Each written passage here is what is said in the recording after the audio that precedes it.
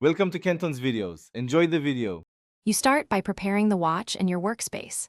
First, confirm whether you have a quartz, automatic, or digital watch because the adjustment method differs. Once done, locate the crown, pushers, or mode button and remove the watch from your wrist. A flat, stable surface prevents slips. Make sure the crown is in its closed position to avoid damage.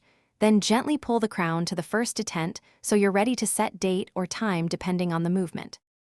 You now set the date before the time to avoid calendar errors. If the crown has a date position, pull it to the first click and turn to the correct date. On some movements, you should adjust backwards to protect gears. Once date is set, pull crown to time position and advance the hands past midnight to ensure AM versus PM alignment, then move to the desired time. For digital models, use the mode button to enter set mode and follow on-screen fields to confirm hours and minutes. Finish by securing the settings and confirming accuracy. Push the crown fully in or screw it down to restore water resistance. For automatics, give a gentle wind if needed.